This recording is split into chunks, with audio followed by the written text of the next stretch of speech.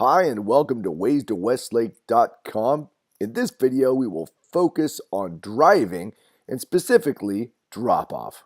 As we plan our driving routes to and from campus, it's important that we know the roads, know the rules, and live the core values. Now let's take a look at our driving map.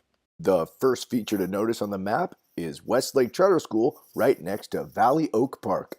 On this map, you'll see we've indicated certain roads to be green roads, certain roads as yellow roads, and certain roads as red roads.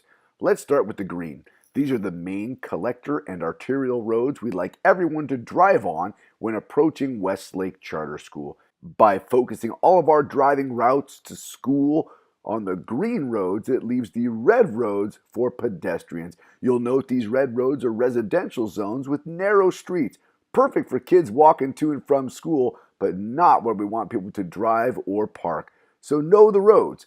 Come to school on the green roads and stay off the red roads. And now a note about the yellow roads. We'd like everyone to note that these yellow roads may get congested at peak travel times, so please plan appropriately. And now that we know the roads, let's get to know the rules. Our first two rules cover where you can stop your car, let your student out, and drive away. Please only use these two areas for the drop and drive. If you'd like to stop and let your student out of your car other than these two areas, please look at rule number 3. The first rule is that most families will want to drop their student off right in the parking lot. As you can see in our brand new campus, we have ample space to drop off in our new parking lot. For all of those families electing to use our parking lot, we'd like to remind you there's no left turn from Mabry into our parking lot. Therefore, you must be traveling north on Mabry and then queue up in line and get into the parking lot by making a right, and all traffic exiting the parking lot will make a right on Maybrook. This will keep traffic flowing safely and reduce congestion in the neighborhood. Our second rule is that if you'd like to drop off campus, we have one designated area where it's easy to drop off. If you're traveling north on Mabry, you can stop at Valley Oak Park and drop off your student at the Horse in the Horse Park.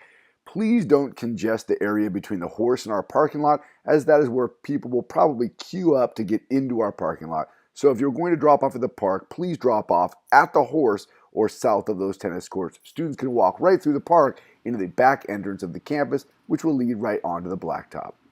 Our third rule is this: if you would like to stop your car, open the car door, and let your student out anywhere other than the parking lot or the south side of Valley Oak Park, we would ask that you park your car in a designated green parking zone. You can take a look at the parking map for that, and then you walk your student onto campus. So to summarize our drop-off, we'd ask you to travel on the green roads, stay off of the red roads, and plan appropriately for the yellow roads. We'd ask you to drop off in the parking lot or the south side of Valley Oak Park. And if you'd like to park your car in a designated green parking zone and walk your student onto campus, that's an option as well. Okay, thanks for tuning in. And remember, know the roads, know the rules, and live the core values.